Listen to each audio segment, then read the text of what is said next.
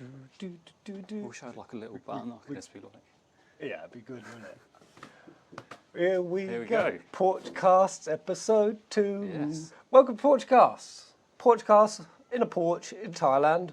A recurring series. Yeah, Even though the first one was a real ramble, weren't it? It was a real ramble. But people said they kind of liked the People format. liked it, It was chill, and we really enjoyed Yeah. doing it. The only downside is we've only got this place for another 3 weeks. Yeah. So we either always buy a place with a porch, Yes. or we might have to retitle. Something with an else with a P, like Yeah. poolcasts. Yeah. Would you guys like to see us sitting in a pool? Sitting in a pool with our nips out.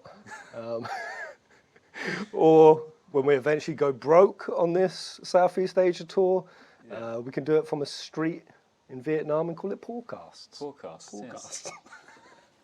But today's chat is one that we've been ruminating and bouncing back and forth for a few weeks now. And what I can guarantee is if you stay with this episode, because it's going to be centered around a lot of what it is in Final Fantasies that really makes the protagonist. Yeah. That really makes a leader. That's what we're really going to hone in on. And as we've sort of tunneled down this concept, we've pulled in like inspirations from outside of Final Fantasy as well. For sure. Lord of the Rings, Yeah. World of Warcraft, Yeah. even IRL with the Queen recently dying. Yes. What it means to be a leader. And so when we got bouncing back and forth, for me at least, I don't know about you, it really elevated my appreciation for 15. By the end of this video, it's going to be a double-edged sword. Your appreciation for 15 is going to be cranked to the next level. Your appreciation for Noctis, like a real insight and just distill down what exactly it is that Noctis did, while at the same time, this is what's going to put you in a pit of despair because like Square Enix's greatest success with its most recent Final Fantasy is also, it goes hand in hand with Square Enix's biggest betrayal. That's a very, very bittersweet feeling. Yeah, I think you know what I'm referring to when I say their biggest betrayal. It's not something that you personally experienced because you played 15 in one compact, the whole lot in one go. Yeah. Right? Was it called the Royal Edition on PC or the Windows Edition? Yeah. But yeah, it had Windows all the DLC and I was able to play it, just from start to finish. No breaks. No breaks in No it at all. waiting. And what was that experience? I enjoyed it. I did enjoy it. Yeah, I'm sure it was. You enjoyed it, but were you blown away by it? I wouldn't say blown away. There was definitely elements of it which I think they could have done a lot better. It kind of falls into the realm that I remember years ago when open world games started coming out. People were like, "Oh my God, it's open world! This is amazing! Open world, I love open world." This game's going open world, or that the series are going open world. With like the Metal Gear Solid games as well. Like number 5, they went open world, and it's like, "Oh my God!" It became such a bragging right, even for 15 before it came out. They were releasing not even the whole map; they were just giving us sort of an idea of how large it would be, and it's gonna be bigger than we. It's gonna be twice the size of this. It's gonna be twice the size of you. Even with Forspoken coming out, they're like, it's gonna be twice the size of 15. And I even found myself falling into the trap. Like, oh my God, how large this game's gonna be. That equals great. That equals amazing. Because I think one thing developers forget is if you're going to do an open world game, you need to make the game feel like it's alive.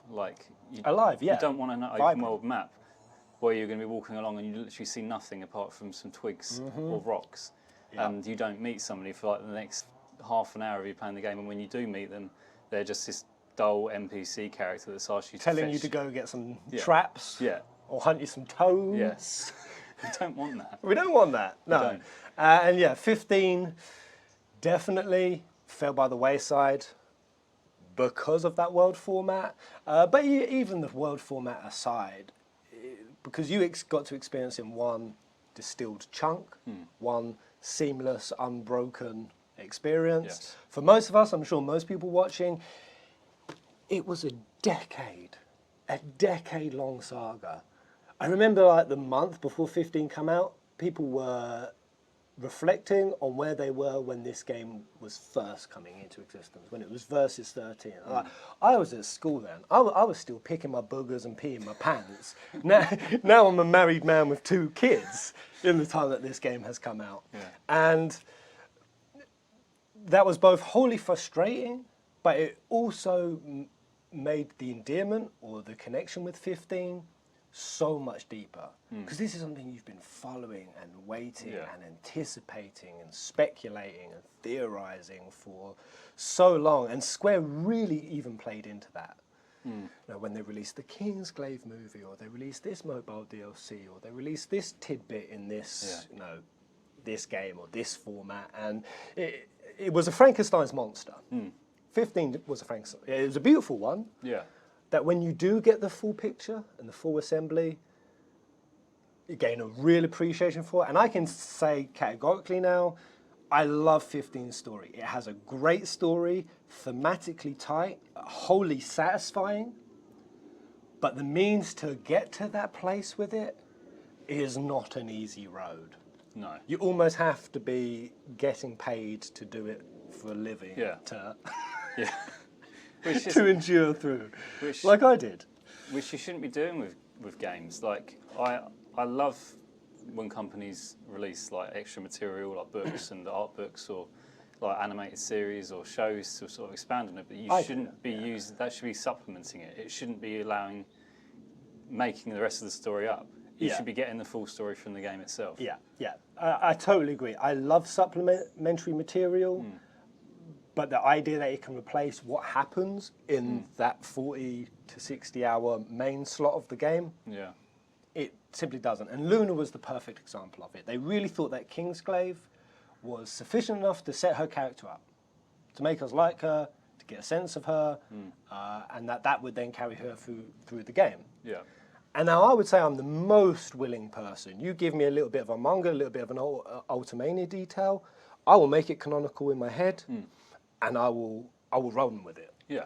But even for me, I still couldn't help but feel the disconnect from all of these different assemblies, these different pieces of 15 being so fragmented. It was so hard for me to pull it all together. But that's what we're going to try to do in today's Porchcast. Yeah.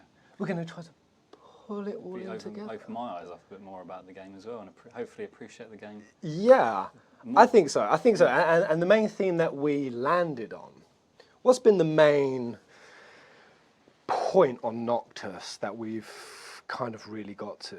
Yeah, we've been speaking about leadership, what makes a king a good king. A good king. And a bad king, like depending on which way they're aligned. And yeah, and it's just a tricky line between what makes a good leader and a bad leader. Yeah. And I really feel like 15 told us this was the crux of the story, this was the main lesson that it was putting forward, and not just a leader like an actual king, but this even distills down as anyone in any kind of leadership role, even managers. And the idea that there's this pragmatic realist leader who has real tangible issues and woes that they have to deal with, and that they're in the position to almost be judge, jury, and executioner.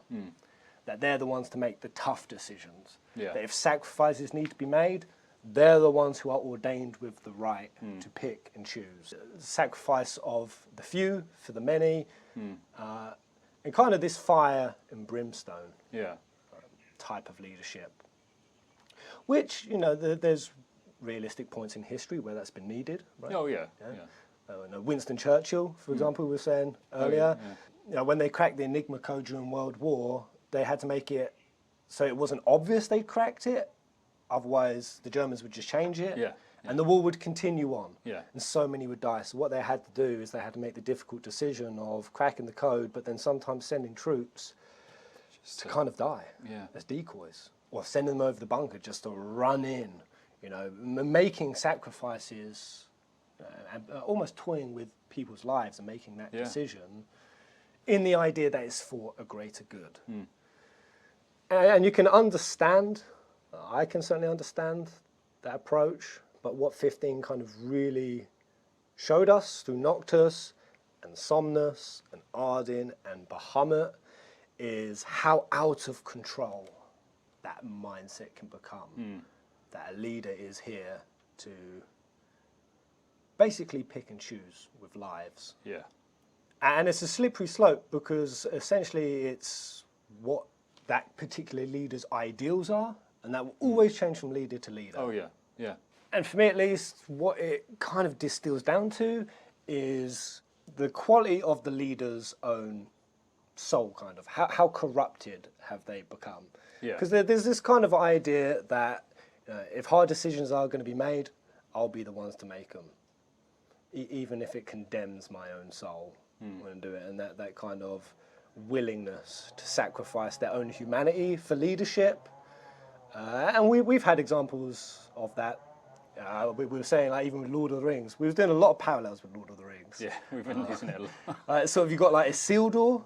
Yes. And sort of his approach, that he believes that he should be the one ordained with power. He should keep the ring, that he knows what's best, and therefore him having ultimate power, he's entitled to it. Well, he started off as a sort of a king that would put himself, he went to fight Sauron on the battlefield, and even almost sacrificed himself to kill Sauron, didn't he? Like, now he's lost his dad from it, but it's when that point he put the ring on his finger, or he had the ring and he felt that pull of power like that, and it just changed him completely. Yeah, he was so close to putting that ring in Mount Doom, and then just turned on it and just changed him completely as a person. And and that's kind of the problem with leadership, isn't it, really? That anyone who really craves leadership, really craves power, and alongside that, status and fame and renown,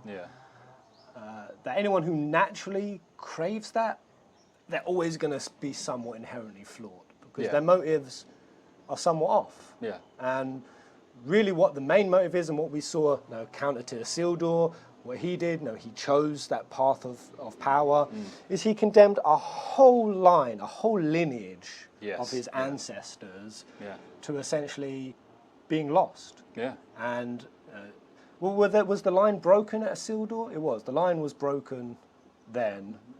Yeah. I was there the day the line of men was broken. Yes, there was that day. Yeah. And then it took thousands of years, kind of 2000, funnily enough. Was it 2000? Similar to, the same as Final Fantasy 15. It's such a nice whole number, isn't it? 2,000 years. I think it was.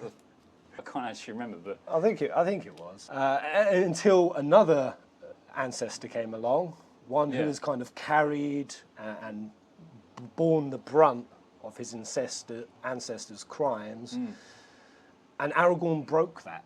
Yes. What we're kind of looking at is, what is it with Aragorn? What is it with Noctis? What even will it be with Clive Rossfield in 16? Or what was it with Lightning? Even with Rufus Shinra. What is it that made all of them leaders, real kings, recognised kings? And we distilled it down to being a healer. Yes. It's being a white mage. Yeah. A white mage is a king. Because healing, we sort of broke it down into 3 areas. You've got someone who is an actual healer, a nurturer, a supporter, someone who has empathy, has compassion, is coming at it with a mindset to serve and aid others. Then you've got the kind of healer who's a unifier, whether that's grudges, political division, the myriad of different ideologies or subcultures that ruler might be having to try to unify, having to try to bring together. The third kind is that kind of leader who will make tough decisions. Because Noctis wasn't above killing. Noctis wasn't above killing. Noctis wasn't above taking the high road, taking the low road, I guess, and kind of condemning himself, condemning his own inner equilibrium, I guess, which you always have to do if you're ever going to kill anyone. Yeah. But the difference being is that the king will only do that as a last resort. That he will consider every other option. That the individual, the right of the individual, the sanctity of a life, that he holds it in high enough regard that it would be the very last thing, the very last port of call. And even if it is a port of call, what he will sooner do is sacrifice himself, if it came to it. Yeah. And which is something Aragorn does a lot. Right. In the Lord of the Rings, which I think we've used so much. What were the sort of tangible examples we popped off with Aragorn? It ties so closely with Noctis. Yeah. It's crazy. I mean, the putting himself into the the undead the undead valley. Valley. Yeah, he went there. I do not fear death. You will answer to me. Yeah. Didn't have to do that because he did it because he knew that's what needed to be done. Yeah. And he put himself forward to do it. Like he didn't make somebody else. At the I mean, possible it was expense only him of that could dying. actually do it, wasn't it? Really. Like, yeah. So he kind of. Yeah, Gimli and Legolas didn't need to go along. No, they didn't need to be there. And then the other example was at the end. When Black he Gate. has, at the Black Gates, where he's brought, because he's a unifier of men, in fact, that he has to unify Rohan and Gondor and even this undead army, who they've been cursed because of something that happened thousands of years ago. They were cursed, by I think... By Isildur. Isildur, Yeah. So they didn't have to...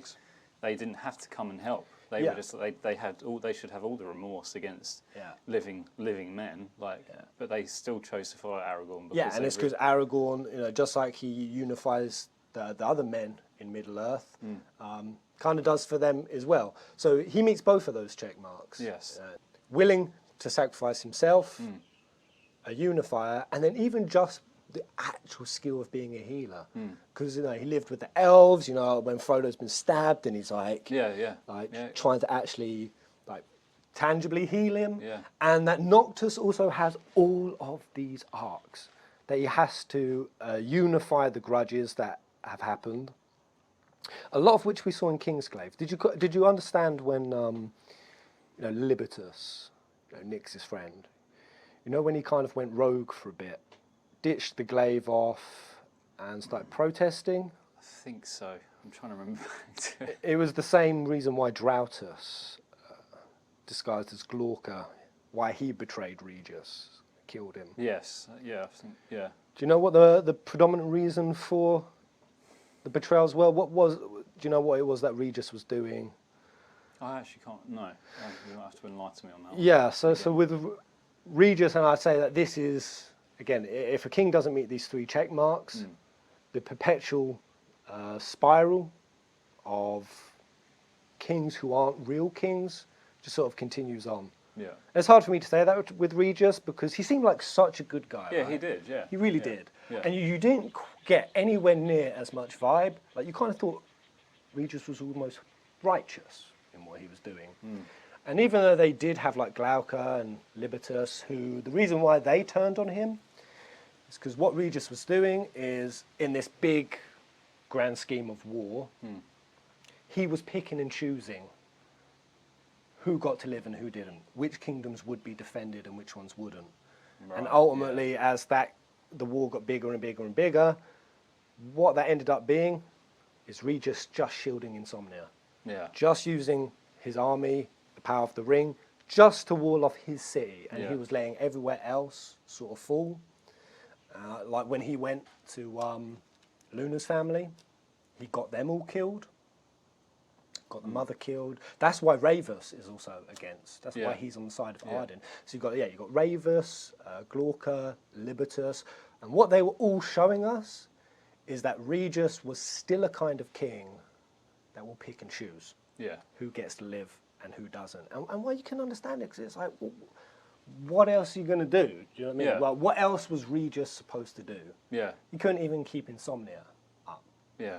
You can see, obviously, that was for them and their perspective, the people that are going against him, is it almost looks selfish or cowardly as well. Yeah. Like to be hiding behind your own walls. Yeah. Because it's not just about, being a king isn't just about protecting the small area you live in. It's about protecting all your subjects that live in different like areas or. But what's kind of difficult about it is, you could, because the way I would see it is like, well, what was Regis expected to do? It's all good being high and moral and principled, but if being high and moral and principled means you're going to lose the overall battle, then what value kind of is it? Yeah. It's a really difficult thing to balance. But this is where Somnus's betrayal is everything in this story. Everything.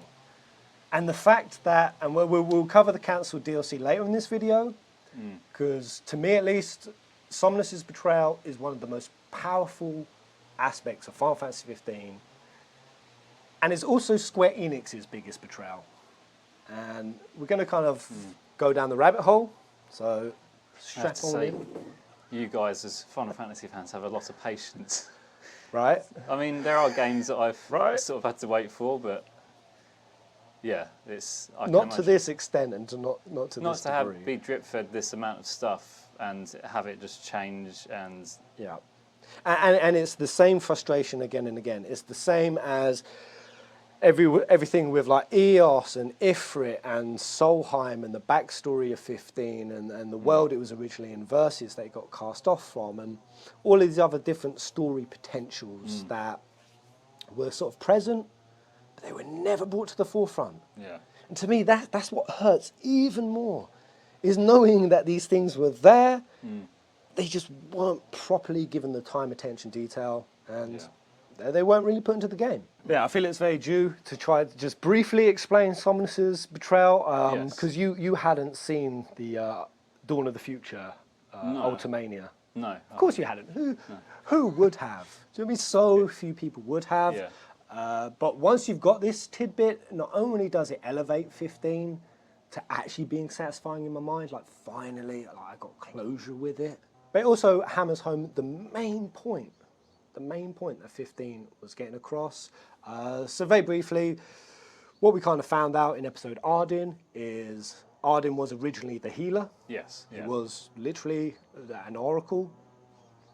And the Star Scourge 2,000 years ago was spreading around, people were turning into demons, and Arden his approach was to go person to person, healing anyone that he could on an individual basis. Yeah.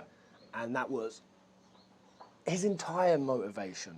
Arden was basically Jesus. Yeah, I was going to say, he's got very much the way he's portrayed in that DLC, like the sort of clothes he wears. all of the sort of the visuals, all the symbolic stuff. I mean, there was like literally artwork of him almost with like tied up with like a crown of thorns with like people in black sort of mourning him. Like, he took on more. Honestly, Jesus on the cross. Sort of art. Yeah, he took on a very personal approach to healing, didn't he? Yeah. Like he wanted to be there person to person, like you say, doing it instead of... And what Arden at that point wouldn't accept was murder on a grand scale. It was antithetical to his nature. Yeah. And what we saw was, as Arden went around healing, that was the kind of person that the people saw as a king. That was the kind of... And Arden was gaining a lot of influence, a lot of power. There was a good chance that he was actually going to get crowned king. Yeah. And then you've got his brother Somnus. Now Somnus, totally on the other spectrum. But I feel like what's really important to highlight is he had no ill will towards Arden whatsoever. Even when he betrayed his brother, he had no satisfaction from it. He honestly felt like this is what he needed to do. And his approach to the Star Scourge was, while Arden's healing, I think there was a little quote where Somnus sort of mocks Arden. He's like, there you are, off again, brother. One person at a time, kind of mocking him. Because while Arden's doing that, Somnus is having to rally armies. He's having to go into battle. He's having to fight hordes of demons. He's watching men die, getting eviscerated and slaughtered. And he spent enough time in that he's looking at the macro picture. And he sees what he's doing as the real solution. And Arden's basically a naive optimist. Like, he's not being a realist. What he's going to do isn't going to save the world. No. And that sort of compounds in Somnus until he generally sort of... bug in my ear. Bugs. Are they flapping into your orifice? Freaking bugs in my orifice. Just see a fly just go past my At least the hornet's nest is gone. We were just sat here, and when we rang the guy, he was like, "There's a hornet's nest." I feel kind of bad, but yeah. And he's like, oh, I'll get someone to sort it. No, at first he was like, we messaged this guy and he was like, oh, can you sort that out for us? And I was like, can I sort out a hornet's nest? Destroy a hornet's nest with like at least 50 hornets scouting around there. These guys are like that. But eventually he said he'd send someone, and we're sat here and then we just see someone approaching us with a flaming torch. Yeah, we thought it was a peasant's revolt. And he just shoved it up in there and just gone. burnt the colony. He was a hard ass. Yeah. Where was I? Somnus. Oh yeah. Somnus's approach. Yeah, his approach. Well, eventually, that idea that sacrifices are going to need to be made. When you spend enough time around that and people dying, I can understand why Somnus developed it. But it moved on to even now killing people who have got the scourge. So they've not even turned into demons yet. They're still humans. See, But it's essentially killing the plague carriers. Yeah, see, I might be able to add this point into it a bit.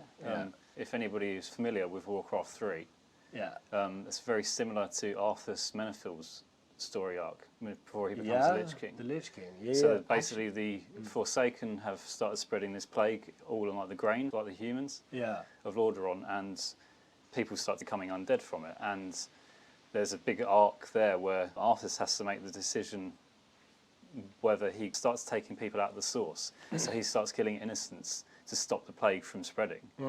So there's an entire Stratholm. Around that. It's Stratholm, actually, the name of the town. Yes, I remember Stratholm. Yeah, it was a little dungeon, wasn't it? He isn't just killing the people that have been infected and turned. He's killing people before and just destroys this entire town, and that sends him on an arc, which a lot of people like. Oof the Lightbringer, who's his friend, like a paladin, his counsellor.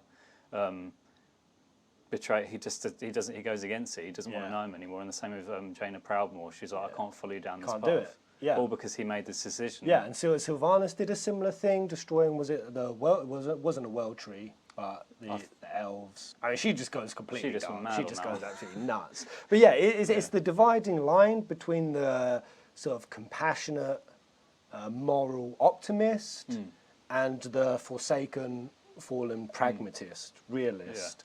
And you know, I would argue different points in history needs different kind of leaders. But what we've seen time and time again is, in terms of having a sustainable leader, kind of the former that usually succeeds. It's a king who can both make the hard decisions, but make them with as much good intention and morality as possible. But that's the problem with leadership, isn't it? Is even if you do get that one miraculous king who is able to both handle the political and economical plates that leadership have, while also being the symbolic. Somebody to look up to, and but you're never going to a unifying figure. That sort of brings the country together. And this is a little bit of a tangent, but it feels relevant, being that our Queen has just died. And Jordan Peterson said something. I've not resonated with a lot of Jordan Peterson for a long time, unfortunately. I used to back in the day. I did as well. But he really nailed it and clicked in my head why the Queen was such an important figure. And it was because she was separated from, you've got judicial leadership. Yes.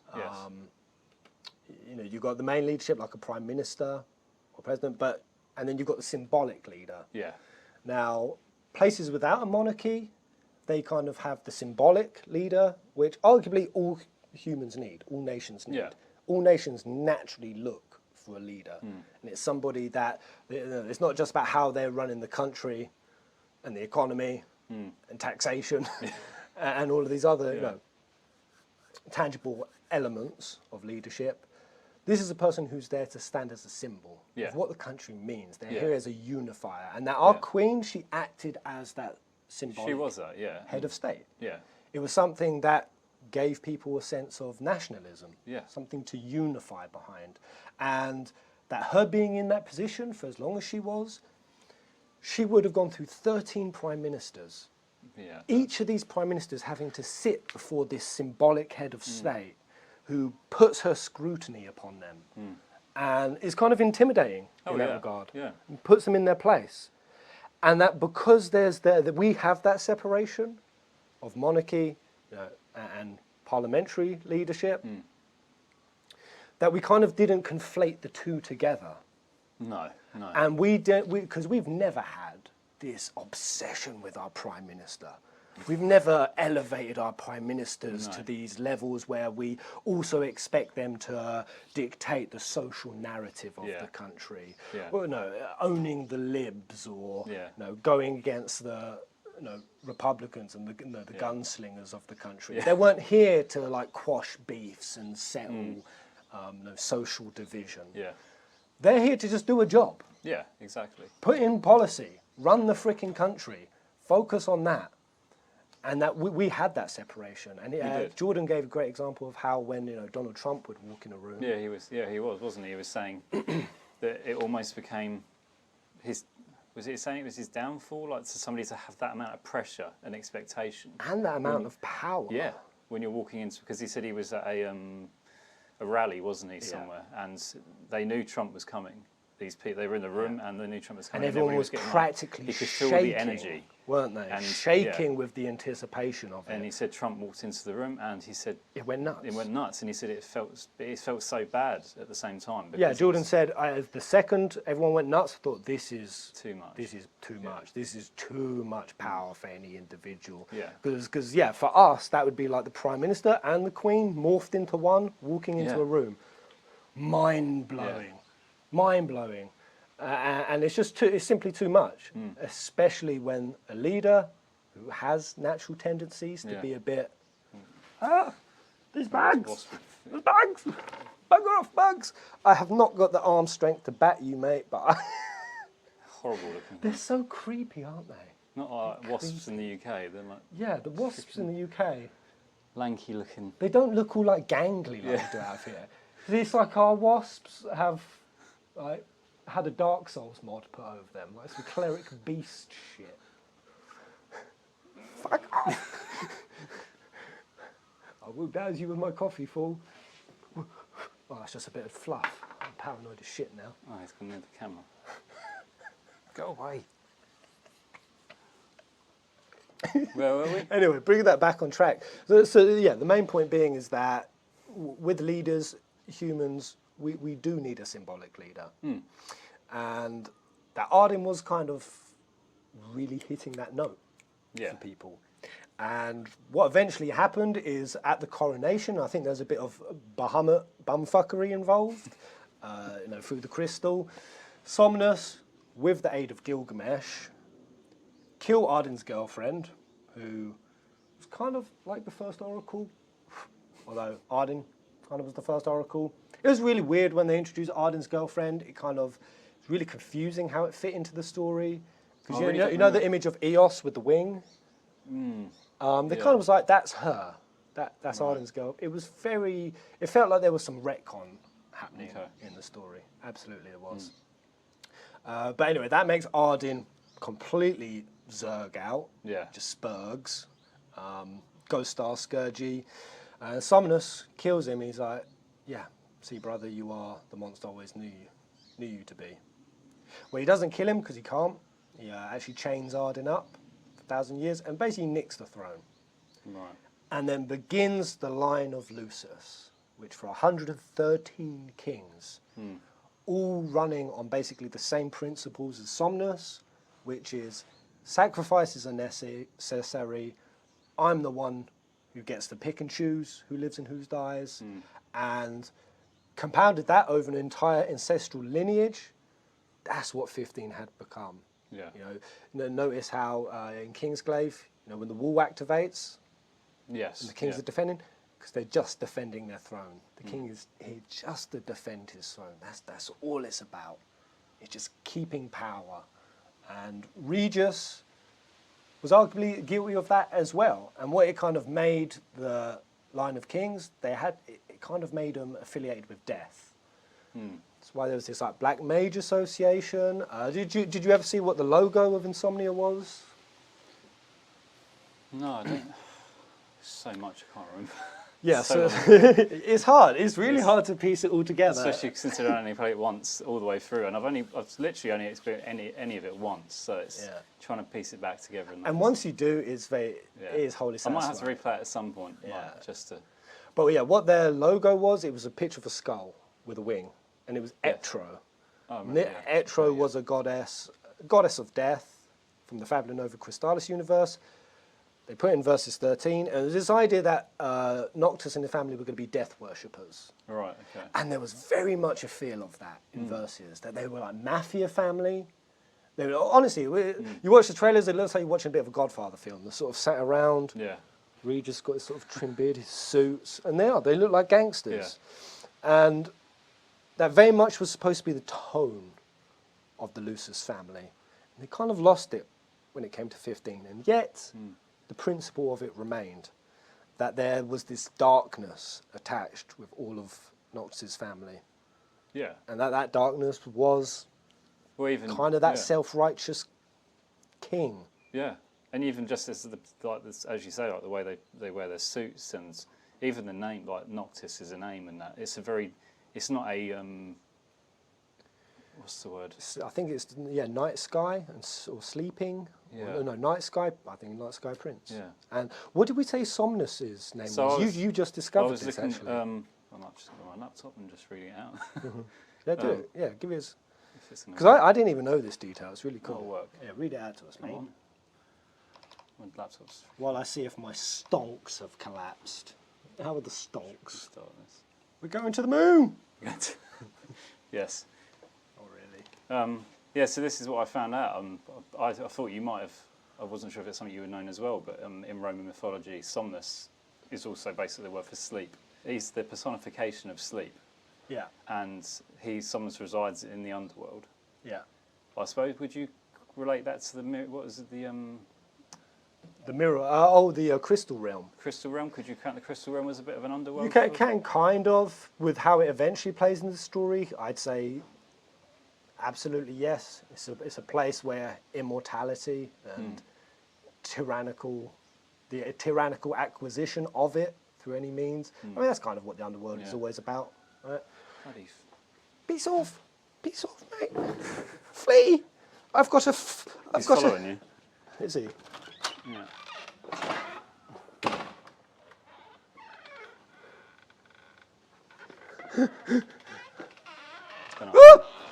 All right, let's just continue. Let's just press it. It's because I've got this hideous ass hippie shirt on.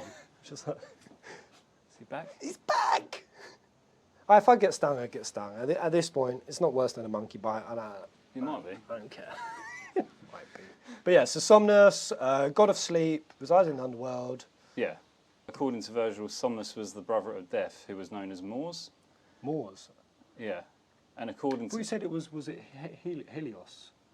Hypnos was the Greek counterpart. Hypnos was his Greek counterpart. Oh, Greek counterpart. Okay, yeah. And according to Ovid, Somnus had 1,000 sons, known as the Somnia. The Somnia? Which was dream shapes. Dream shapes, right. Who appeared in dreams mimicking many forms. Ovid named 3 of the sons of Somnus: Morpheus, who appeared in human guise. Morpheus? Yeah. Okay, yeah. Isolos, who appears as beasts, and Thanatos, who appeared as inanimate objects. Wow. See, and that fits so tight, and it's another sort of dropped element of 15. Because I'm sure you saw it in trailer, and there's a few times where Noctis would fall asleep in the car. Yeah. It would take the bros a lot to get him up. There was really this theme that Noctis was constantly going to be falling asleep. And that was very much going to be a thing in Versus. I think the idea was that he was going to see Stella, who was the original Luna. Right, okay. And that she was going to die at the start of the game, and every time he slept, he was going to sort of see her. And it's again, one of those weird things that was kept, and no, Noctis does. He goes to sleep in the crystal for 10 years. So the theme very much remained. But it just didn't come together in any way you could actually tangibly piece it. Yeah. But yeah, curious. Really fits. Somnus is the brother of Death, and that the whole family was going to be very, very death orientated. Yeah. And that's essentially what Arden was gunning for. That's what all of this was about. He was betrayed, and this entire line self-preserving itself with the power of the ring. Like even when the council goes before Nyx, Yes. they were just going to incinerate his ass straight away.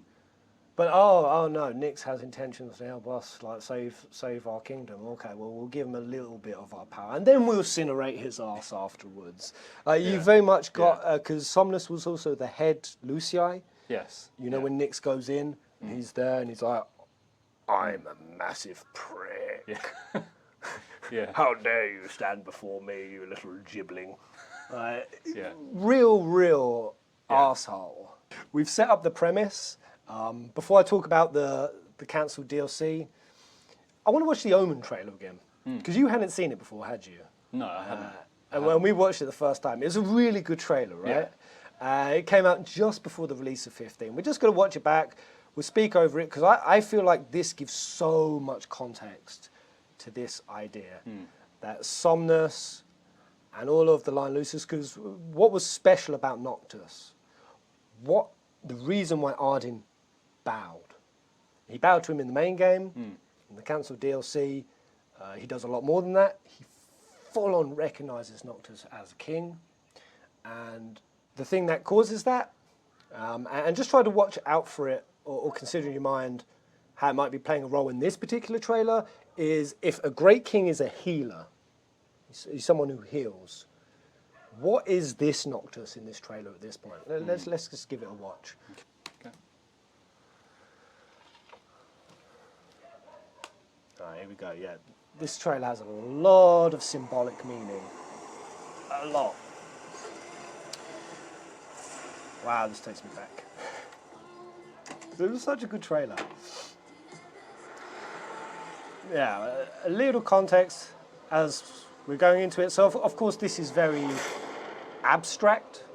None of this is actually happening. Yes. It's the meaning of it. Only the true king, anointed by the crystal, can purge our star of its scourge. Only the true king. So even ethereal voice Luna is framing it. True king. And that was the theme throughout 15. So anyway, he's driving along. He sees Prina, who is a symbol of healing. Yeah. Gives Noctis the idea that he's on the right track, that he's following the right path. But boom, what the shit is this? Noctis just be woman beating the shit out of Luna. Give him. Yeah, it threw me off a bit. Right? It did. Yeah, his face was like. So yeah, they are showing this in the event that Noctis went on this journey alone, without his bros. Now, what kind of Noctis without his bros? No, what would his motivations have been? That's what I think about. He would have been ungrounded. He would have been vengeful. He would have been angry, lost. Yeah. Without his bros to ground him, Noctis would have been unhinged as shit. And this is what we're seeing. Yeah, very different. How good is the choreography in this? Right. It's beautiful, isn't it? Smacking Luna about. And he's descending, falling deeper. Deeper. This is my favourite bit. Yo. So just fighting. Just It takes its toll on someone. look how progressively more dramatic and darker this trailer gets. Yeah. And when I say this isn't real, because it's abstract, it is also a real thing. This is what Regis is being shown. What would have happened. So, yeah, another outcome. And look, he loses control of his weapons. Even the ring starts abandoning him.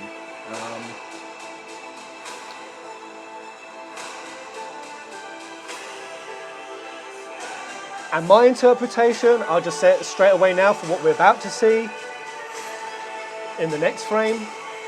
This is the darkness of the line of kings I'm the chosen. personified. Yes.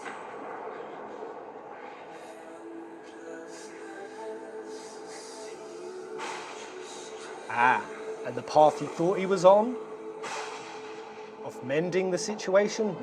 He wasn't. He was being deceived.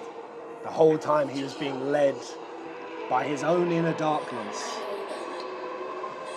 And that darkness will consume anything for revenge, including Luna. How many must die before you are satisfied? I have seen many deaths, This is Bahamut. but now I'm only looking forward to one. And then I can rest. We will take responsibility, you know. As must we all. Wow. Crazy. Gods forgive me. May the gods forgive me. And then it goes to the barrier just around his particular kingdom.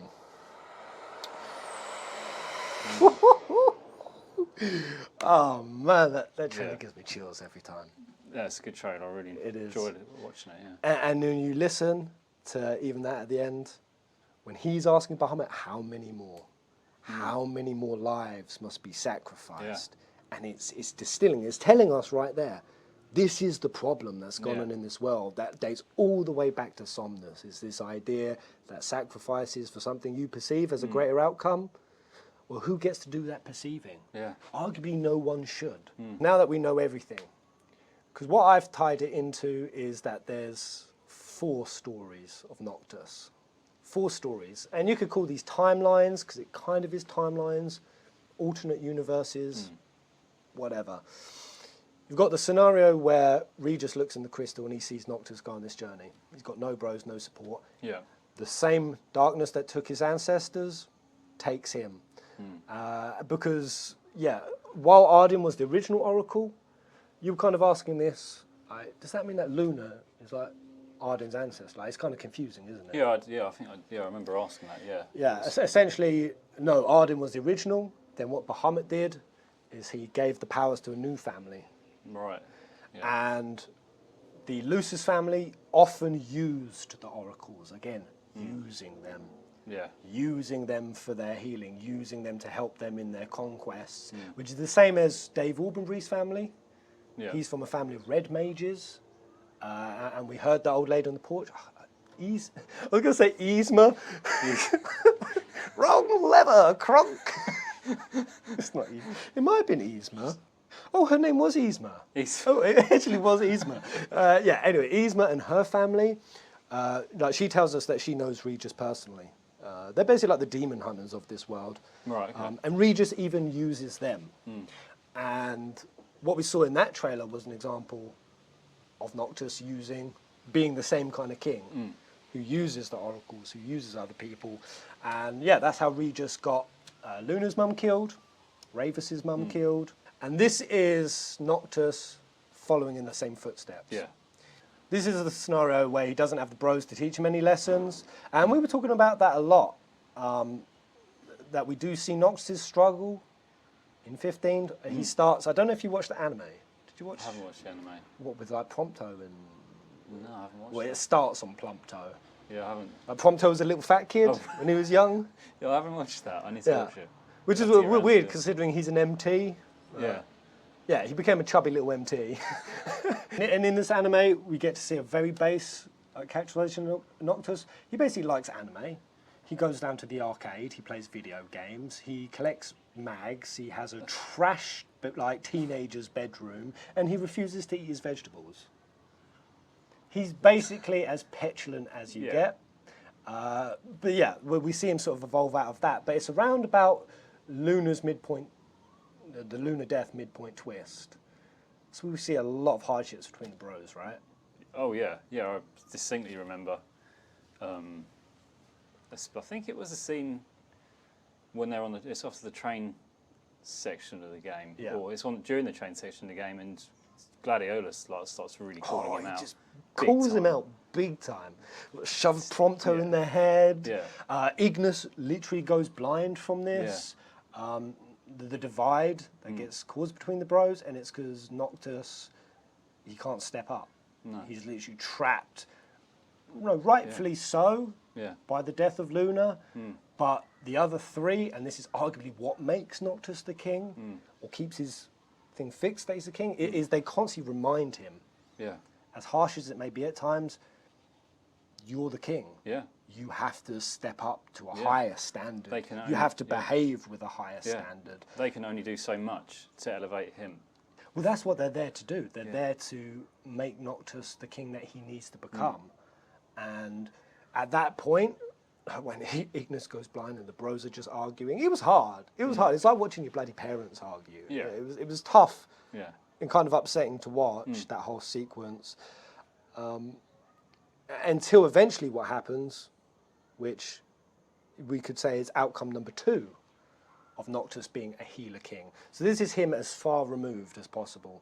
In this, there's no salvation for Noctis, for Luna, for anyone. The second one is obviously the main game, where Noctis goes into the crystal, he comes out and he realizes that it's his duty to heal this world, that it is his ancestors that while they perceive themselves as the one who have fought back the Scourge, actually they're the ones who have perpetuated it through Arden, through what happened there. And Noctis decides the beef needs to be settled. And to do that, he has to heal what his ancestors have done. And he considers what needs to be done, what sacrifices need to be made, but that was the other point, that he decides he'll make the sacrifice. Sooner than sacrifice anyone else, he'll do it himself. And it's in that moment going up the stairs that the bros recognise they've done their work. That wasp behind you. Is it behind me? Yeah. I fucking hate this wasp. Alright. Anyway. Stay frosty, lad. They probably can't even see Stay it. frosty. I'm going to bat him into Timbuktu. Just position the rest of it here. Sit like Bat this. him into Bahamut's crystal. Well, had I just finished off on? Noctis realised he needed to heal. He needed to heal what his family his had done. ancestors had done. Yeah. And he goes up the stairs and fights Noctis, kills him, Arden, sorry, off my throne jester, kills him, sacrifices himself, and the dawn comes back. So he embodied an aspect of a real king there. Yeah. Arden bows, recognises, the brothers recognise it. And that's where the main game ends. Now, this theme goes so much further once you get to episode Ignis, which I would say is example number 3 and the next step of Noctis becoming a real king. And it's all centered around him becoming a healer. Because I don't know if you remember in episode Ignis what happened at the end. It's very strange. There's two. I'm curious how you versions, remember it. Like Yeah, there's an versions. alternate universe version or an alternate version. Yeah, I think you were at Zegnortus Keep. See him. Got him. Did you? Speared him like a flying tuna. Sorry, bro. Is it after the Leviathan? It's just at the point in the game in the Leviathan fight, isn't it? When Ignis gets Yeah, it's around captured. Yeah, and you're going and you're capturing the territorial spots around Ultisha. Yeah, so Arden shows up and he basically takes you onto this is an alternate event, another alternate event, where Ignis gets the ring, puts it on, like Nyx is granted the power for a period of time, freaking fights Arden. When this was happening, I was like, what is going on? I conceptually had the idea that alternate realities happened because of that detail in Omen, Regis looking into the crystal. But what we see is Ignis fights Arden, then, like Nyx, runs out of juice and dies, and then Noctis steps in. And he's so clear in his conviction at this point that this isn't acceptable. That people dying, and maybe it had to be someone close, because the thing, Luna was close, but he was at a different stage. I feel like, because there's a lot of people like, why did he save Ignis and not save Luna? And I'd say that's the importance of Luna's death, is that Noctis had to struggle with the same emotions his ancestors did, that eye for an eye, that vengeance, that unhinged inability to see a bigger picture that a leader has to. In this, it catapults, I would say, for Noctis having his realization that he's going to heal him. That this is what he wants to use the power. Yeah. The power that he's resented. The ring that took his father, that took his kingdom, that's now taking Ignis, having no more of it. Yeah. and he goes to the crystal, he becomes a true king, and brings Ignis back to life. Literally resurrects Ignis. And I would say that is the third example of Noctis gaining a level of power, like an increased level of power, when he adopts a mindset away from, separated from his ancestors, Fire and Brimstone, recognize he's a healer. I think it's a good segue now into the cancelled DLC. Yeah. I know you've been itching to get on. Get into it. Again, it's both the most beautiful and the most agitating. So Dawn of the Future, it was a DLC, it was supposed to happen. At the end, Square Enix even came on stage, and announced, we'll talk about that at the end. But we were going to get this DLC that was going to have Luna, Aranea, Arden, Noctis as a party. Now on face value, that as a party. Sounds insane. Right? Yeah. Wild. It does sound like, it sounds like an insane, especially getting to play Arden and Aranea again for me. Right? Like, actually, not even getting to play Aranea again, but to actually have her as a character that I don't feel like her part was that. I think there was going to be an episode Aranea that got cancelled. I think we forget. Yeah. There was an Aranea one, Aranea and Dawn of the Future. Because, those were the three that were supposed to happen. And only episode Arden of the three actually happened. And even how much context that added. Wow. Yeah. Wowee. But anyway, what was going to happen in Dawn of the Future? Very, very briefly, Luna comes back. Because what we realise is Bahamut is the big bad baddie. Bahamut, kind of the ultimate extrapolation of that king drunk on his own power. What we find out is Bahamut's been using the Crystal Realm to both keep his own immortality on that side, and in the real realm, it doesn't matter what happens to him. He's kind of like Horcruxed himself, essentially. And upon realising that humans are constantly going to go against his preordained kingship, that they're kind of essentially not doing what he wants, he decides, let's clean house. Let's wipe the slate clean. Let's destroy all of humanity and start again. Yeah. That's how ruthless he is. But he's the king of the summons, so he's allowed to. Part of that, to enact that, he brings Luna Freya back. But he brings her back infected with the Star Scourge. Interesting. Just like Arden, Luna's infected, and there's artwork of her in like a black dress. She looked good, man. She looked good. And was going to have this whole arc with Luna, man. Where she's travelling, she meets up with Aranea, who has to get Idolus's granddaughter, because again, part of it isn't supposed to be that Niflheim is an evil empire that should be destroyed, just like Insomnia. That's not the solution to any of this. And Aranea takes the granddaughter to basically bring the Niflheim into a new future as well.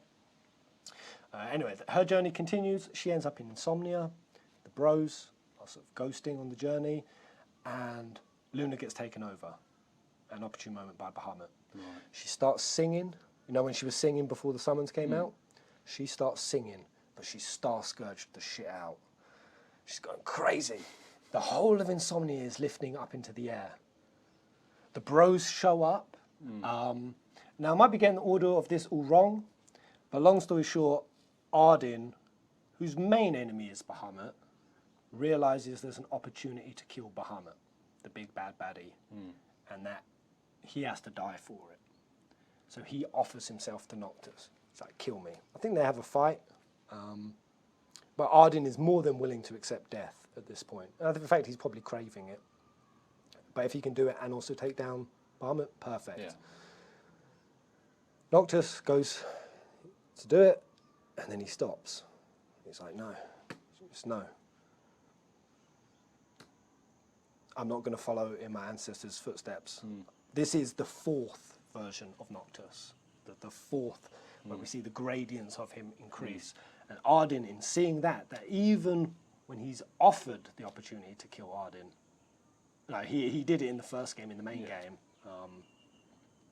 which is why it's crazy. Like that version of Noctis is a lesser Noctis. This one doesn't even decide to kill Arden. Arden gets up and he acknowledges him directly in his face. You are king. You are king. You are different to those other 113 like kings that came before, this whole grudge that I've had for my brother, you're not him. Really sees it for the first time. And then concocts this plan with Noctis, where they can kill Bahamut, but he has to be killed in both the ethereal realm, the crystal realm, and the real world at the same time. So what he does, and this is the unifying element, just like Aragorn, unified Rohan and Gondor. Where was Gondor when the Westfold fell? We were saying a little bit about Theoden, weren't we? We were, yeah. How he was totally like, I don't give a shit what Gondor's got going on. Because why weren't they here for us? He felt betrayed, and he was, I suppose, another side of being a king is that he was protecting his people. Why put themselves into a fight that... But also the grudges of the past, because you could even notice when they were held up in Minas Tirith. Not Minas Tirith. Helm's Deep. Helm's Deep, sorry. Yeah. No, I can assure you, we are alone. We are not as lucky in our alliances as you are. And then the elves come along and they help. But how much that's all based around Aragorn showing Theoden what it is to be a real king. That you need to let the grudges go. That you need to unify these past grudges. And he does that on numerous occasions. And then when the beacons of Gondor are lit, and he bursts through the door, what's the first thing Theoden says? And Rohan shall answer. And Rohan shall answer. He says it immediately, doesn't he? Because that's the influence that Aragorn has had. And Noctis has this same influence. He says to Arden, or they come up with a plan, that he will give Arden the ring. Give him the ring, the power of the 113 kings. The grudge, the 2,000-year-old grudge that dates back to a brother betraying another brother. Puts it on, Arden goes on the other side. Arden, Somnus, and all the other kings band together, while Noctis and the bros in the real world, so while they're doing that on their side, Noctis and the bros, they're going through insomnia, they're trying to stop Luna, because what Luna's doing in the singing is she's bringing down a Terra Flare, or a Zeta Flare, or Mega Flare, or Quinta Flare. The fucking flares, I think they're the square root of something, or Latin. I know, there's a naming scheme to the flares. Anyway, Bahamut's going to destroy the whole world. They go up, they stop Luna, then they fight Bahamut, and it happens on both sides. Bahamut's destroyed, and Arden dies. And then we see that the world continues on its, ultimately, the happiest ending. When Noctis and Luna are together, they're alive, he becomes the king, they have children, and also they clear Arden's name. They have a festival for him every year, recognizing that he was what he did. He was the OG healer king, whose name was wrongfully dragged through the mud. Just a fly got on my nose. In your orifices as well. There's that many bugs. Wow, that's the Dawn of the Future DLC. Yeah, that sounds... How much reconciliation is in that? How perfect that is. How that finally constructs the 4 arcs of Noctis that happens from the one on a path of vengeance all the way up to one who actually heals the world, saves everybody. And the only difference between the 4 paths is how much Noctis is focused on what true kingship is, what true leadership is. Yeah, see, I'd almost say it was too much of a happy ending in that regard. What, in the Dawn of the Future one? Yeah. Thinking about how the game ended originally. Obviously, Noctis dies as well, doesn't he? Essentially, and you see. He just stabs him. Yeah. He has to stab his own son. And you see, obviously, him and Luna in that sort of together at the end, which is really upsetting. But then thinking about it, how much more upsetting would it then be to have the ending of the DLC, and how much more appreciate? I mean, I loved Arden anyway as a character, regardless. And really felt, especially for in his DLC, I kind of feel like it would be even be more powerful having that DLC and having Arden one that sacrificed himself at the end, through his own choice. Yeah. And while squashing the beef that had existed for so long, and everything it would have done for Luna's character, holy moly! Yeah. I was waiting for any reason to root for Luna. Yeah. Really, really was. Yeah. I I really don't remember too yearning much. for it. I don't remember too much of her character at all in the No game. one really does. She just doesn't have... And this DLC would have remedied all of that, in my opinion. And that's why I'm finishing this off, because I don't want Porchcasts 2 to be too long. Although, I think people said they liked it. Yeah, It's just a pain for us to edit. it is a little bit when wasps are attacking. Yeah.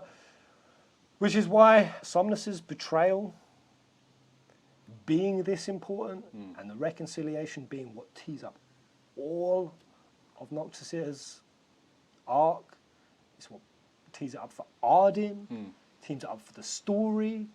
It's what actually defeats Bahamut. I mean, it's crazy. Like, in Final Fantasy 15, Bahamut got away with it. Yeah. Literally, in the main game, the main villain wasn't actually destroyed. No. He wasn't even really called out. No, he wasn't. It was mainly, you obviously had like the Ifrit fight towards the end, and it was like... So that is a huge, a mountain of built-up, pent-up story arcs that were just left teetering on the edge. Luna, Noctis, Arden, Somnus, Bahamut, all teetered up. Cancel it. Yeah. Cancel it. And I cannot forgive Square for it. No. I really can't. And it's funny, I was ranting to you about it, majorly, weren't I? And then to see the next day, pure coincidence, a tweet went pretty viral of them saying that Square Enix is worst ever. I don't know if I agree. I think 15 The New Emperor is the worst thing they've ever done. They said the worst thing that they've ever done is when they told us that there was going to be a 15 announcement of more DLC. They came on stage, just to tell us it's cancelled. Yes. Now, admittedly, they also did announce episode Arden, which was great. Okay. But they cancelled that. They were cancelling that DLC, and I kind of suspected it was happening because episode Arden wasn't actually directed by Tabata. Right. Okay. It was directed by a younger, new director, and I suspected it around then because I knew Tabata loved this story. I knew he wanted to see it through to the end. And for some reason, this new guy was doing episode Arden, and now I realise why. Tabata knew that he was having the finale of his whole story cut, and I reckon he gave up then. I reckon he's like, I'm fucking quitting. Yeah. I'm quitting. I'm done. I'm out. Yeah. Well, And I don't blame him. And whether that was a resource thing, a time thing, a money thing, whatever, it could be a number of things. it ties into what I was explaining to you earlier as well, that this isn't the first time I've heard this happen, especially with a Japanese company. Yeah. Similar thing, if any of you guys have, I'm sure you have, played MGS5, with Konami and Hideo Kojima. Hideo obviously was the sort of brain, he came up with like the Metal Gear Solid series, and Konami obviously were the publishers, and there was a big build-up for MGS5. They released Ground Zeroes, which was like a standalone game you played as. It was very short, like people to hype people up, and then you had the Phantom Pain, which was the main game. Again, they were saying, "Oh, MGS Metal Gear Solid goes free roam, like you can go wherever you want in the map." Yeah. Made everyone horny. Made everyone horny, but there wasn't much to it. Like it was very. The story was still very linear. And there was rumours that stuff was happening between like Konami and Hideo Kojima with like time restraints and things like that. Yeah. Turns out that the game didn't finish how it was supposed to. There was an entire third act that was cut from the game itself. Which Did you find out about the third there act? was I believe there was like a special sort of either on the collector's edition, or there was something in an art book which was released of concept art of this whole third act, which tied in. And it had all the round out and resolutions. Yeah, it kind of tied in certain characters. Because they started sticking them into pachinko slots as well, didn't they? That was for MGS3. Was it? Yeah. Hiding such core critical finales behind but again, mangas or pachinkos, or just cancelling them outright. Yeah. And that's the reason why Hideo Kojima has not. He left. I don't know if he left or he got fired by Konami. And went off and did the Death Stranding stuff because he wasn't able to fulfill his vision. And I can't imagine how frustrating it must be for a director with his name, his reputation, the amount of time and attention and love he's poured in, just to have that shit happen. And for whatever reason, during the future, of which I think there's a handful of reasons it got cut, I don't really give a shit. I can't forgive Square for it. And I can't forgive him for it because while the Bro DLCs were good, Well, we didn't need episode Gladiolus. I'll admit it. We didn't really need it. Ignis and Prompto were good. But what we certainly didn't need, the Assassin's Creed demo, DLC. Yeah. The amount of time and resources and developing that went into that, and also Sakaguchi's Terror something. This is Terror game basically. And Noctis teamed up with this chick in this totally alternate. It's got nothing to do with anything kind of side lope. I shipped them more. I don't know if you played it. I don't think was I able to play those. I can't remember what the chick's name was. Noctis and Sarah. That's it. I did a video. Did Sarah of Terror Wars really make a better love interest than Luna of 15? Literally. Sarah or Luna. And in it, I shipped Sarah so much harder. Because they actually had time together. Yeah. They had time. Yeah. You actually saw them interact. And that's how easy 15 would have been. Is, you know, when Luna's doing her speech before she died, just have them meet up for one night. In fact, we even saw concept art for that. We saw Noctis and Luna down by the rocks near Orticia. Yeah. And having one night, just one moment of reconnecting. Yeah. To think that our main love interest, we're supposed to rally behind a couple who haven't seen each other since they were like 10, and they've never seen each other since. Yeah. Never. It's crazy. And you couldn't give us one scene. Yeah. But we were going to get that in the DLC. But yeah, the fact that that DLC happened, Assassin's Creed, I'm sorry. I don't care. I don't care. You chose monetization. You chose game sales. Because that's what that was. Because didn't Assassin's Creed also throw a 15 Assassin's Creed Origins had a it had scene in that. It was a very small quest. Like, it was literally to get a couple of weapons. Yeah. Arden just pops up. See, and I feel like 15 did a whole, like, they put way more effort in than the Assassin. It was just like a side quest. I saw the quality of it. It was nowhere near. Yeah, it wasn't great. It was just the cosmetic items. It was to get a chocobo mount. Like camel is a weird like hybrid between a camel and a chocobo, and just some weapons. But you know, gamers are savage enough towards DLC.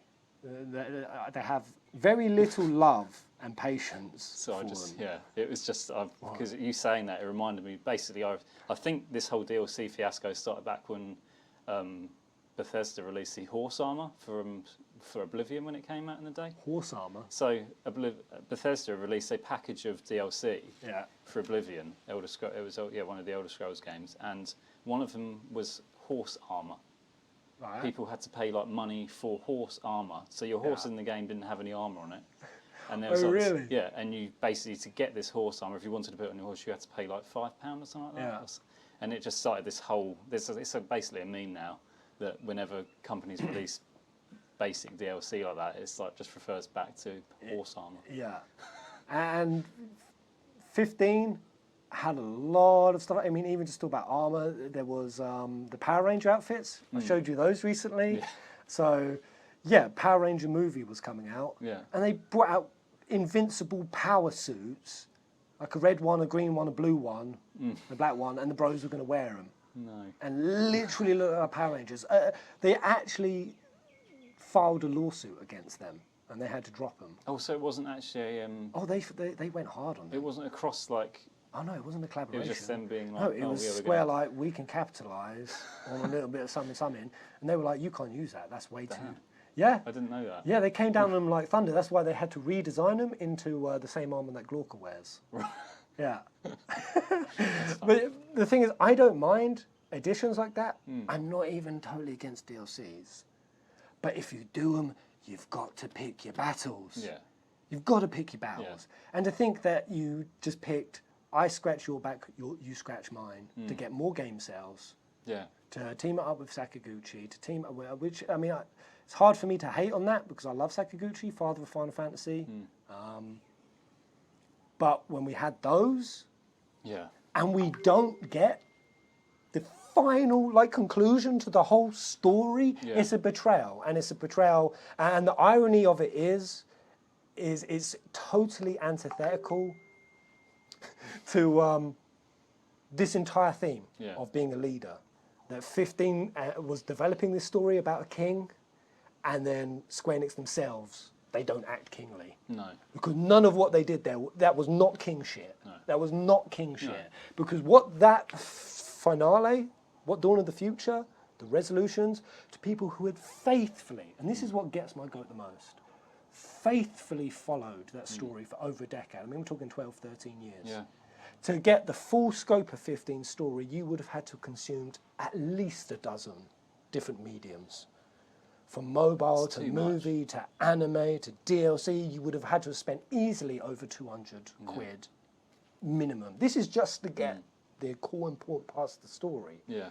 And how much that had upset and hurt fans and made them feel betrayed. And that this DLC, that to finish this story through, it doesn't matter what the cost is. It doesn't matter how hard you have to push. It doesn't matter if you think it won't sell that much. You do it because you recognise that this is to heal the fan base. And that DLC honestly would have. Yeah. Yeah. It would have been soothed so much of what was great potential in 15 that was ultimately stomped for competing with the West, getting game sales, creating an engine that has this kind of model that can appeal to this kind of fan base and that. And to think you would drag fans that long, right up to the final moment, and then abandon them, abandon the DLC, the very thing that would have finally brought a resolution to everything, that's not king shit. No. No, and they should have, I mean, the DLCs for the bros, if I'm remembering this correctly, obviously happen at the point when because they split ways part of the game, don't they? Yeah. And this is when the DLCs take place. Yeah. Why, and I've always thought this, why didn't they make that part of the main game?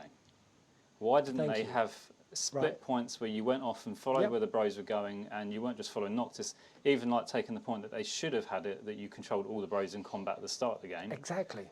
Very easy to do. Well, maybe not very easy to do, but no, but they clearly easy had it enough. planned. Yeah. Like, and priorities. if you've been waiting long enough for the game, they should have shipped it out in a state that they think, actually, this is what the fans want. We're not going to ship it out in this half-baked. Yep. Had the DLC, instead of having to buy the DLC for like these bros, have it in the main game, and then finished with episode Arden and Dawn of the Aranea Future. and all of that. And then there we go. 100% agree. Could not agree more. And it would have felt way more Final Fantasy, because every Final Fantasy, I'm harping on about it so much, but we go into each character's individual backstories, and that was profoundly missing. And people kept asking, why is this not here? And Square, well, it's because we've decided we want to tell it from Noctis's POV, from his POV. Okay, well, what about that scene where we pop over to the Empire and we see it from their POV? Yeah. What about when we saw the interaction between a ton of examples? I can't pull off the top of my head right now, but many times we saw things outside of Noctis's scope. They even do it in places he wasn't. Even in 14, like the character you were playing as obviously the Warrior of Light, aren't you, in that game? Even then, you still get perspectives from other characters in an MMO. It's quintessential to the Final Fantasy experience. Yeah. And while I keep saying, I like the bro DLCs, I'm sorry, that could have been condensed down and stuck in the game. But yeah, it was a priorities thing. It was a direction thing. And this was just the curse that 15 suffered under, is that from Versus, from Nomura, handed off the tablet, is there was a real idea for the story, a real tale that wanted to be told, and it just got twisted and manipulated, and well, we need to prioritize this, and this engine is causing us gyps, so we're just focusing on that. We're finding the gameplay experience, we're finding this, and then it became a whole universal structure, a whole universe, because Square had taken influence from other developers who don't just release a singular game and a singular experience, they turn it into an ecosystem. Yeah. They turn it into an entire conglomeration of titles and entries that can pull in that audience and that kind and that, and we're going to make money, dollar bills.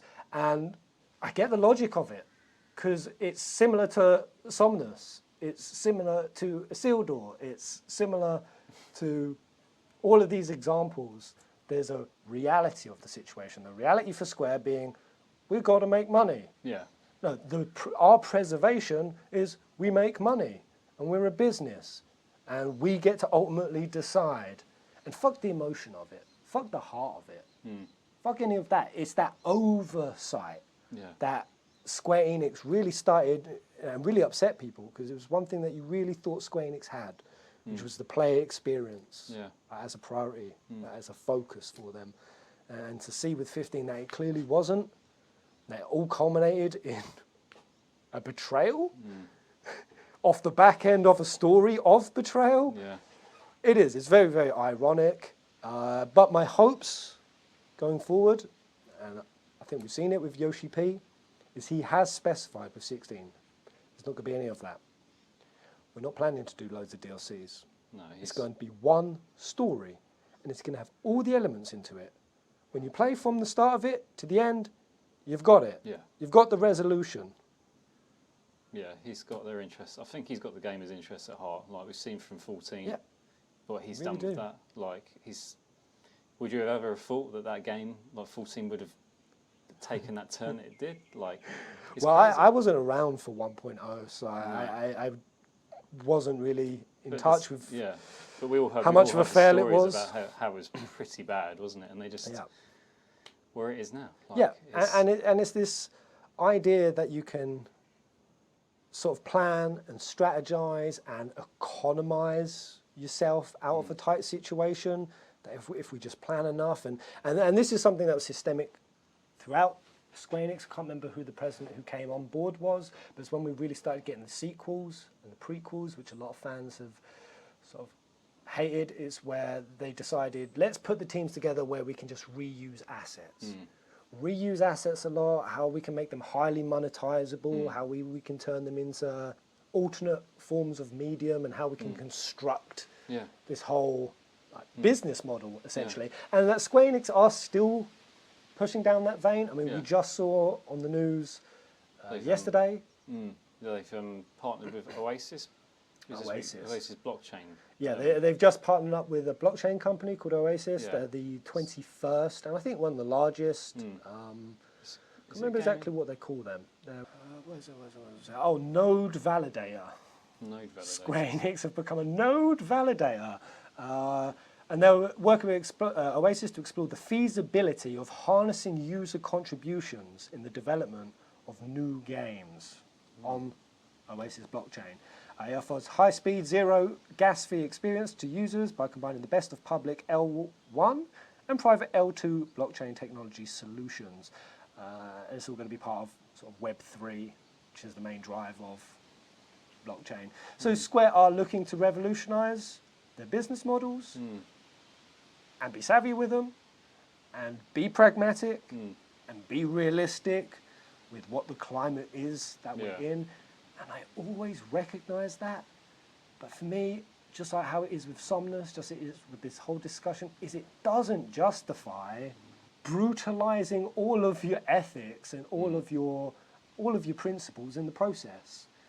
And no, ignoring the fans' feelings towards things, towards NFTs, towards these DLC structures, towards being dime and nickeled and fucked at every single corner, and almost having to beg and scramble, kind of like a peasant on your knees, for all of these tidbits of story. It's not the approach that Square Enix should be taking, and I like that Yoshi has a different vision for it. Yeah, for sure. I think he's, as you said, I think he's taken on a good path, and I'm looking forward to 16 myself. Oh, me too, man. Really well. New trailer of TGS. Yeah. Oh, yeah, we're going to stream all 3 days of TGS. I don't really care what day Square Enix is. I'm just going to check in for every day.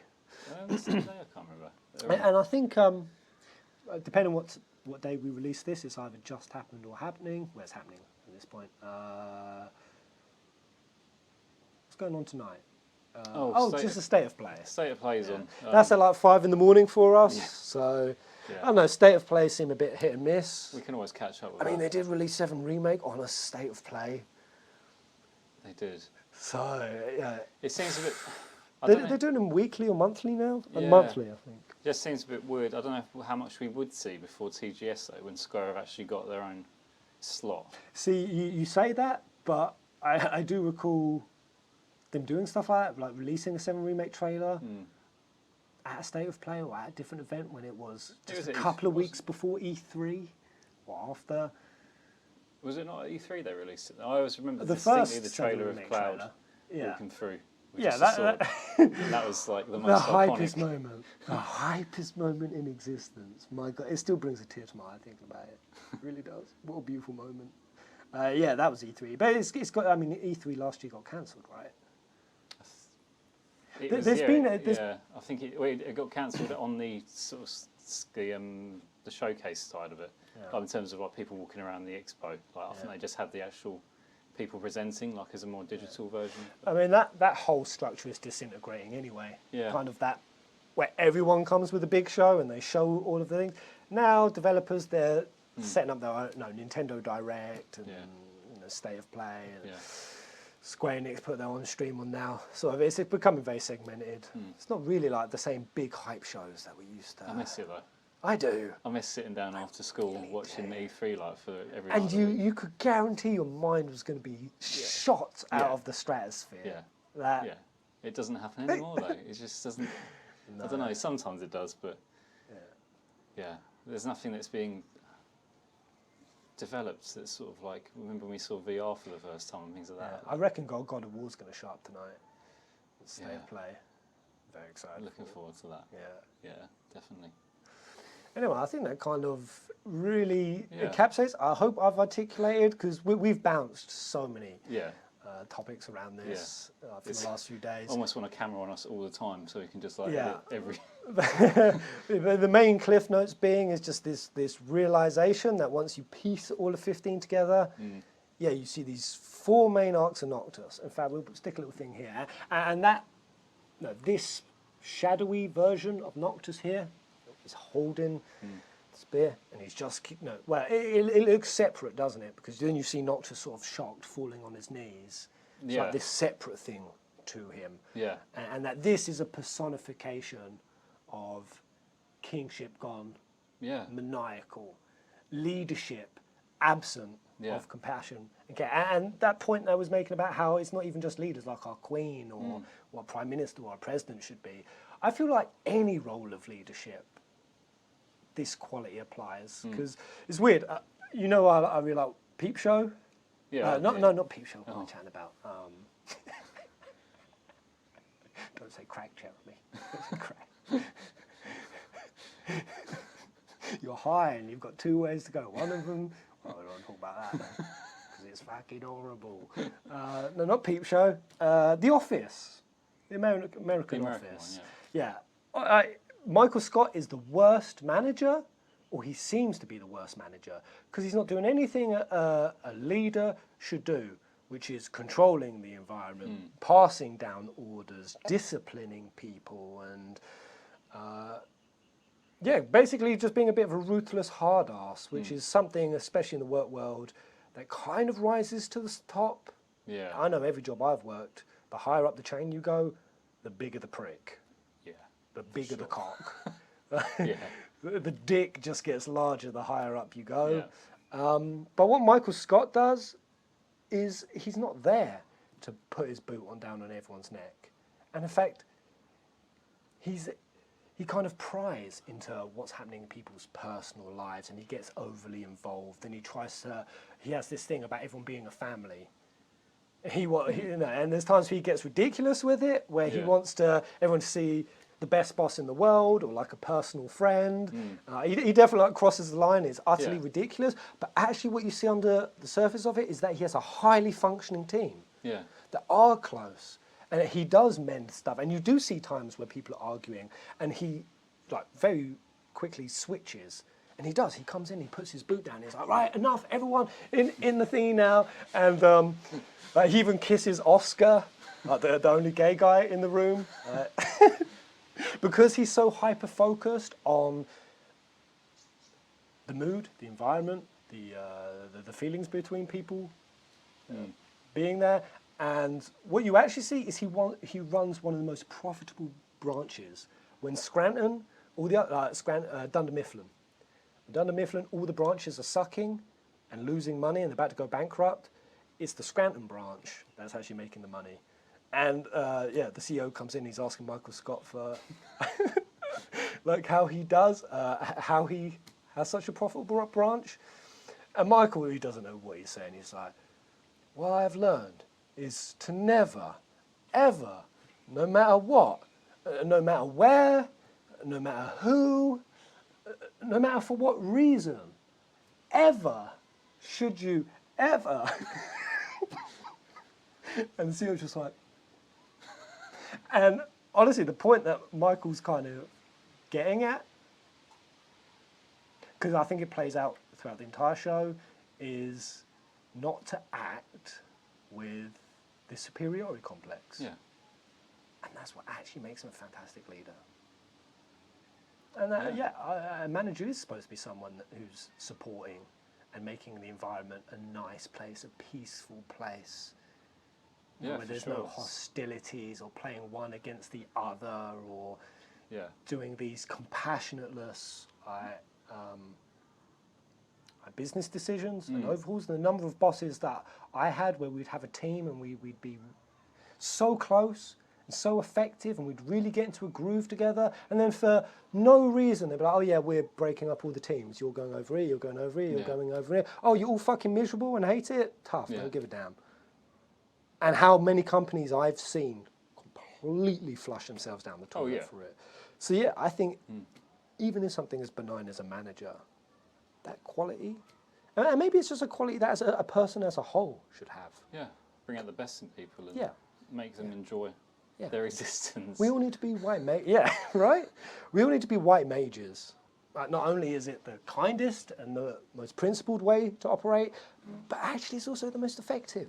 It is the most effective in the end. And that's why Dawn of the Future was arguably the most effective outcome. The one where the ancestral beef got squashed, where Noctis recognised what it was to be a true king, and Bahamut got his arse. And fans would have absolutely loved it. I'm sure. Fans would have absolutely loved it. And it would have saved Square as well. Like, really would have. I don't know. I feel like even if Dawn of the Future came out, people would have still had a bad taste in their mouth from it. But I feel like it definitely would have been less. And yeah, of course, even with Dawn of the Future, I haven't seen it. No, none of us seen it actually brought to life, actually animated, how it would have played, how it would have handled, whether they would have handled the scene, the tonality, would it have been effective and powerful? Yeah. I don't know. We're never going to know. But from what I can read and discern from the story, it would have been fantastic. It would have been phenomenal. And it would have made 15 the game, the legendary game it arguably should have been. But for now, that has, ultimately passed into darkness, I think. Yeah. I still love 15, and I still want to hype it up, but it's hard to do. It's hard to do when there's just that bad feeling. It's always just sad at the centre of it, for me, at least. I enjoyed it, as I could say, as a game, but I could definitely see the issues it had. Yeah, for sure. So moral of the story, act like freaking kings. Act like kings. Act like kings. Be peoples, righteous. Peasants, and Square Enix especially. Act like kings. Yeah. Be leaders. The just ones. Yeah. Don't be dicks. Yeah. Scrotums. Bilbo Baggins.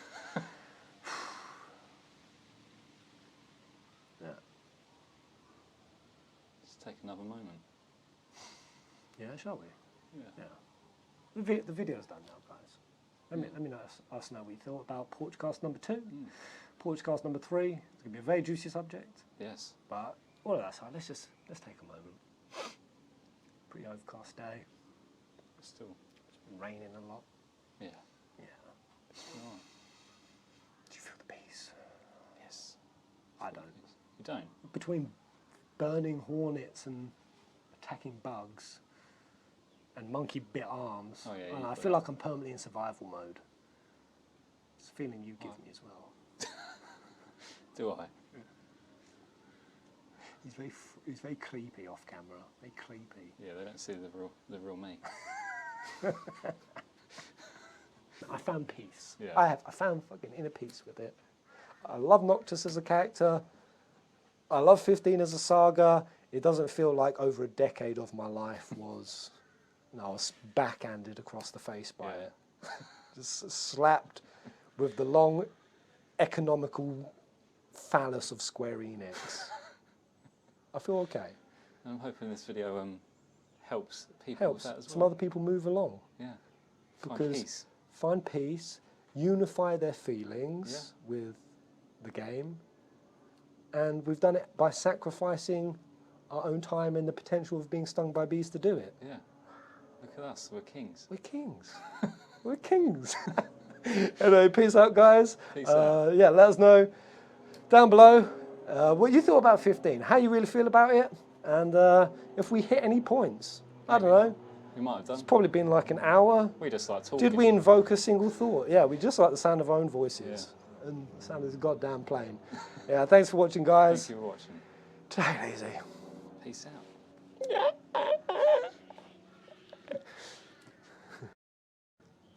So join us in becoming kings. We're setting up a king program on Patreon. We are. And once you've entered your King 30 discount, you will receive a link. Ginge will send it out to you. The link will send them to various tiers. Various tiers, yes. King 1, King 2, King 3. King 3. Where you'll receive various kingly gifts. Various kingly gifts. Kingly mouse pads. Kingly mouse pads. Kingly keychains. Kingly OnlyFans. And some kingly kinkies as well. All for a very, very low minimal knockdown price. Of how much? We'll leave that as a moving goalpost. Okay. We'll just keep sort of shifting Yeah. based on how broke we get out here. But the main point is we're kings. Peace out, guys. Love ya.